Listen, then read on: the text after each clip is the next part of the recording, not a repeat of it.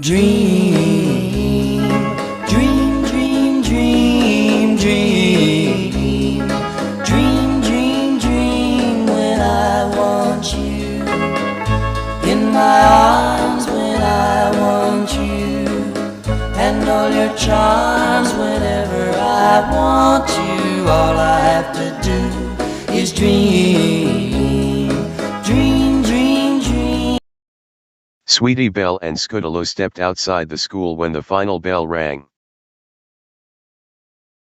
Apple Bloom hadn't attended that day.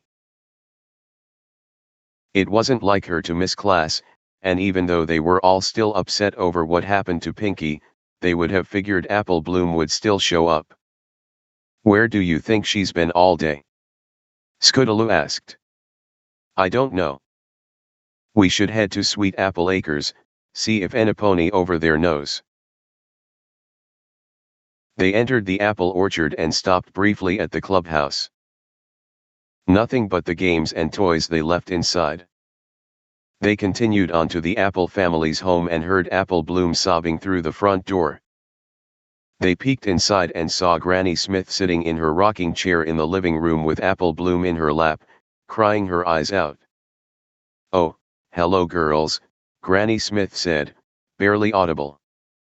The two fillies crept up to the old pony. "Apple Bloom, what's wrong?" Sweetie Belle squeaked. She barely was able to speak through her sobbing. It's Applejack. She couldn't bring herself to finish. She was her big sister, Ponyville's toughest pony. Her mentor, her idol, her friend. Granny sighed heavily. "There was an accident or something last night, girls. No pony understands what happened. Big Mac ran into town and brought the authorities early this morning. They didn't find no signs of break-in or nothing. She's gone, girls. I am sorry." The little one sat there staring in disbelief. Who could have done such a thing? No ponies ever wanted to hurt Applejack. Their eyes watered as the situation sank in. Big Mac is probably still in town. We need to make arrangements for the poor dear. Probably place her with her folks. Would only be right, the elderly pony continued. Apple Bloom leaned her head against her grandmother's chest. She'd been crying so hard for so long, she was running herself out of breath. No pony could blame her for being so distraught, and hearing mention of her parents just made things worse. Applejack's friends are probably aware of what's happened too. The police wanted to talk to em, see if they had any answers, Granny said. I am sorry, girls, Apple Bloom managed to say through her tears. I don't think I am gonna be very good company right now. Sweetie and Scootaloo hung their heads, wishing they knew how to fix things for their friend. The three of them could always depend on each other for just about anything. Crusading, sticking up for one another, helping with homework, whatever the situation was. Before Pinkie Pie, they never had to deal with death before. Not personally, anyway. If Apple Bloom wanted to be left alone, as her best friends, they were going to respect her wishes. We understand, Apple Bloom, Sweetie Belle said. If you want anything, you know where to find us, okay? The upset filly nodded, hiding her face in her hooves. Sweetie motioned to the door and the little Pegasus quietly followed. Scootaloo and Sweetie Belle sat in the clubhouse, leaning against opposite walls. Neither had said more than 5 words in the 15 minutes after arriving. The orange filly finally broke the silence with a heavy sigh. I don't suppose you want to do anything. Not really. Yeah, same. Was going to say we could try some crusading to get our minds off things, but without Apple Bloom, it's not the same. Wouldn't be fair either if one of us got a cutie mark without her. She'd probably feel kinda betrayed, Scootaloo grumbled. Yeah, she wouldn't want to hear that right now either. Not after all this, Sweetie Belle slouched. I almost want to go see Rarity, but if she's already heard about what happened here, I can imagine how she'd be. What do you mean? Sweetie put her hoof on her head, imitating her melodramatic sister. I want to be alone. I don't need to deal with that right now. Scootaloo rolled her eyes.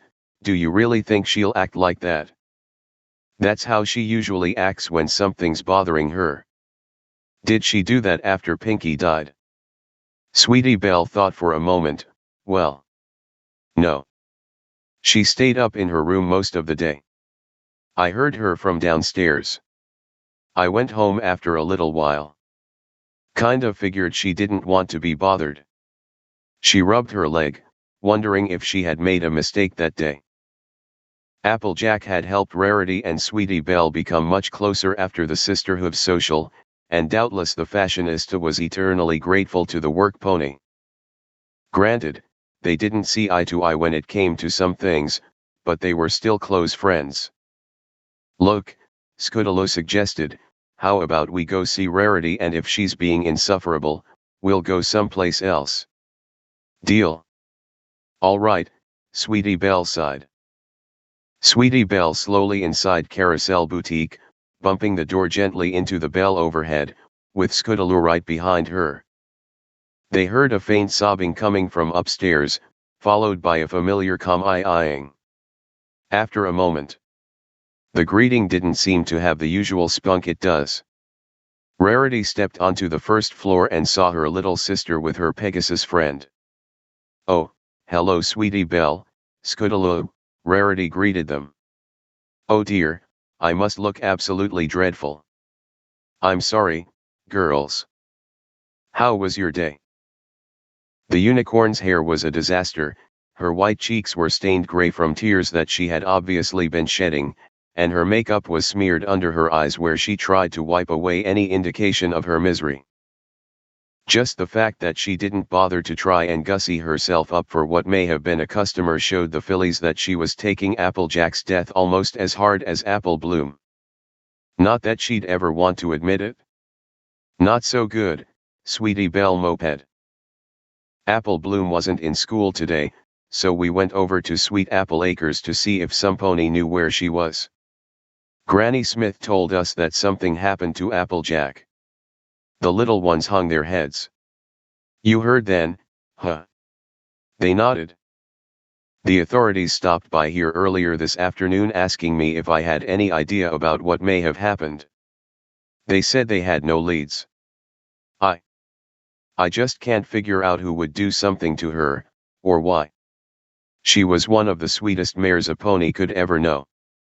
Yeah, that's what Granny Smith said, Scootaloo commented. Rarity walked up to the heartbroken fillies and sat down. She pulled them in close and hugged them tightly. Listen girls, if you promise to behave, I'll let you stay a little while. It's been slow today and I was thinking of closing up shop a little early. I really don't want to deal with demanding customers. Not after the last few days. We will, Sweetie Belle said honestly. She and Scootaloo weren't about to put on their usual innocent act today. Thank you, sweetheart. I would like to be alone tonight before I turn in, but until then, it'd be nice to have some company, Rarity sniffled, stroking her sister's mane. Come on. Let's go get a snack or something. Try and take our minds off this whole ordeal. It was unsurprising to Rarity that Sweetie Belle and Scootaloo had kept their promise and behaved. As much as she tried to conceal it, Rarity was devastated by recent events and the girls could see right through her facade.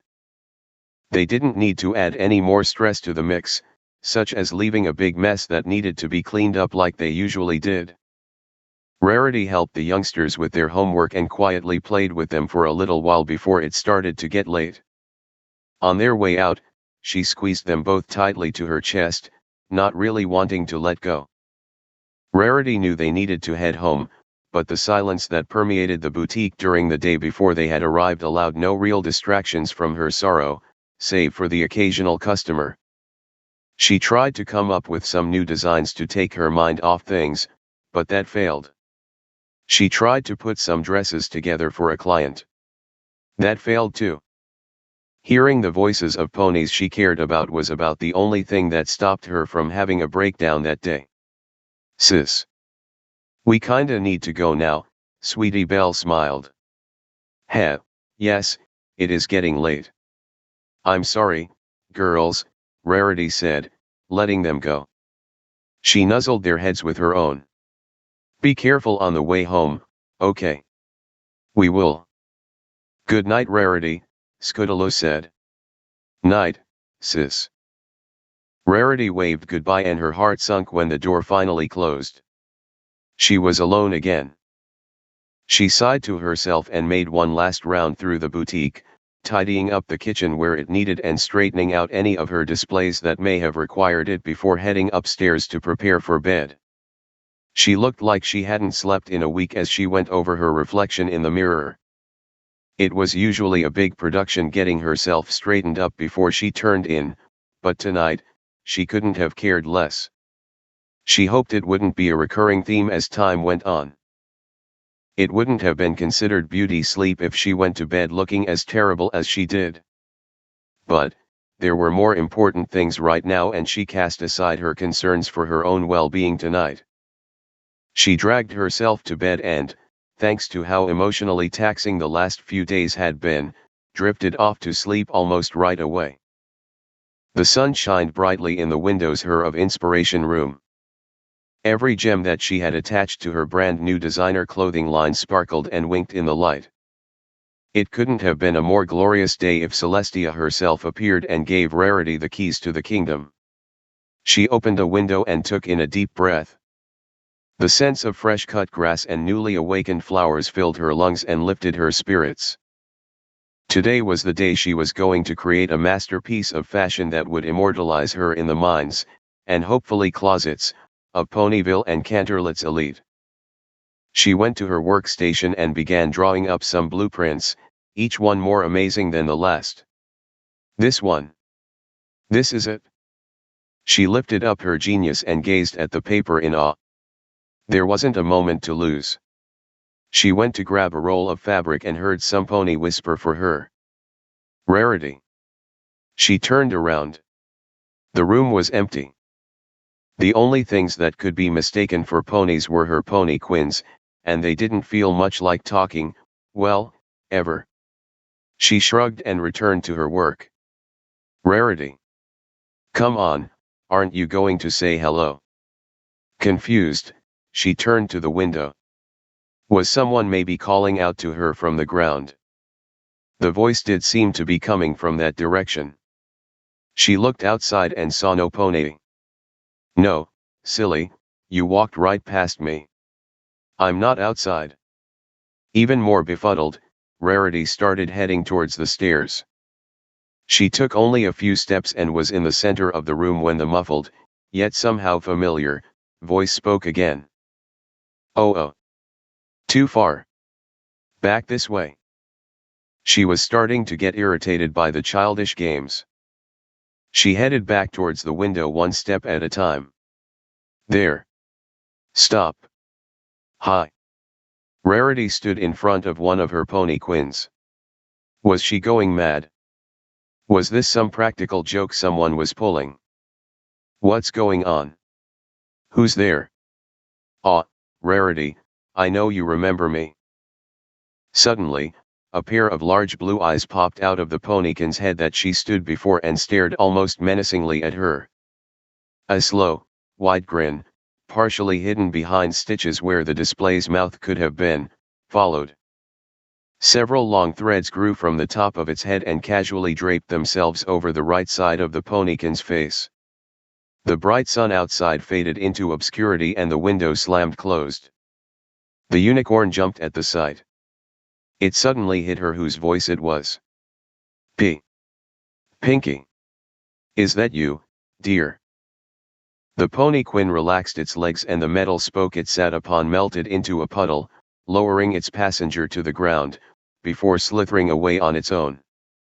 The white fabric that created its skin turned pink and the threads thickened and morphed into her flattened mane. Her tail popped out of the former dummy's rump and Pinky walked up to the nervous Rarity, the party pony's ever-present smile never fading. "Hi. Gracious, Pinky, you scared me half to death. But it's nice to see you again," Rarity smiled. "Well, I was scared all to death, so, it could be worse, right?" Rarity hugged her deceased friend. "I don't know if this is just a dream or if I'm losing my mind or what, Pinky. I just hope that, wherever you may be, you're doing all right. We all miss you so." The unicorn frowned when she thought of what happened the night before. Now Applejack's gone too. Since last night. Pinky gently pushed Rarity off. "Aw, Applejack's fine. Trust me. But I'm here now, with you. We should do something fun." The fashionista smile returned. "Of course, Pinky. What would like to do?" Pinky looked around randomly before spotting Rarity's masterpiece on the table, snatching it up and pulling it to her face. "Ooh, that's really nice, Rarity. I gotta tell ya, I've always wondered what it was like to make something that a pony could keep for longer than a meal. But I never really knew how to make a dress at all, let alone as beautiful as the ones you make. Don't sell yourself short, Pinky. Your treats were always amazing and you know it," Rarity chuckled. "I have an idea. How about I make a new dress and you tell me what you think? I remember what you had to do when you made mine for the Grand Galloping Gala," Pinky suggested. Rarity clapped her hooves together. "Ooh, that sounds wonderful. Let's go ahead and get started." She turned around and headed toward the rolls of fabric before she felt a hard tug at her rump, falling hard to the floor. Pinky had a hoof on her purple tail. Could you get off my tail, sweetie?" "No. Beg your pardon. If I get off your tail, you'll be able to get away."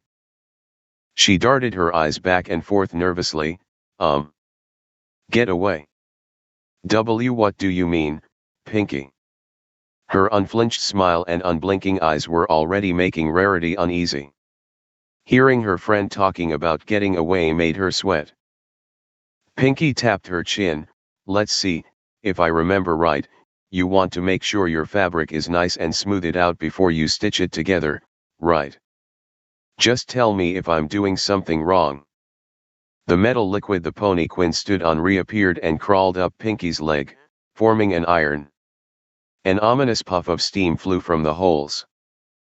Rarity eyes reduced themselves to the size of pinheads. Pinky, what are you doing?" Pinky ran the scalding iron over Rarity's legs, her flank, her back, her sides, the top of her neck. Rarity shrieked in agony as her skin blistered and burned into a sickening shade of pink. The smell of singed coat invaded her snout and almost made her gag. At first, her legs desperately tried to grab onto the floor and sprint away. But as Pinky continued to drag and steam the instrument over her body, her muscles began to fail her. Every time she tried to move, thanks to the severe burns, it was nearly unbearable. Even gasping for breath proved to be excruciating. "Pinky, why are you doing this?" she pleaded with eyes watering. Ignoring the question and satisfied with the first step of her creation, the iron melted itself down and retreated. Pinky trotted over to the rolls of fabric and cut out several uneven shapes. She snatched a needle and thread from the workstation. "Now we can put the dress together." Pinky slapped the fabric onto Rarity's cauterized skin, causing her to scream again. The thread tied itself into the needle's eye and Pinky stabbed it through the cloth and into the unicorn's right back leg. With each prick of the needle and yank of the fiber, her wail slowly became one long scream. Rarity's internal struggles landed her on the floor of her room. Her exposed, tortured skin was left with a series of holes on her affected leg and flank. Blood trickled down like a red river. Another set of punctures appeared out of thin air around her other legs, then her sides, and finally her back. She was hollering so loud, her throat started to crack. There we go. Those are some really pretty colors, don't you agree, Rarity? She lay there, barely able to move, with pieces of fabric physically attached to her flesh, thick puddles of blood forming on the floor. Sweetie Belle. Spike. Speen hi hi hi hiek. She sobbed helplessly. Aw, little Spiky Wikey isn't going to see you wakey wakey. Here. Let's take a look at you. Pinky lifted Rarity up onto all fours and stood her up as straight as her legs allowed. Even standing still or shivering in pain just made everything hurt more. Wow, this is harder than I thought. I don't like it at all. Let's try again. Pinky grabbed the fabric and ripped it off piece by piece, causing Rarity to screech again. Bits of her skin here and there tore off, connecting some of the puncture wounds. Other pieces of her skin were completely removed, exposing the tissue underneath and causing heavier bleeding. All her strength spent, Rarity's legs slid out from under her and she flopped onto her belly. Her eyes began to roll into the back of her head. Pinky gasped, "Oh my gosh. I think that's it." She hoisted Rarity to her hooves again and marveled at her work. "It just needs one more thing," she said, tapping her head. The idea hit her. She stepped up to Rarity and pulled a purple bow out, tying it to her horn. She hopped around the broken unicorn with glee. "Yay! Beautiful. Now all we have to do is put it on display. Thanks so much for all your help, Rarity." The metal liquid congealed below Rarity and shot into the air, driving itself into her stomach. It jolted the last breath out of her body. The once beautiful Rarity's head slowly lowered and her eyes finally closed.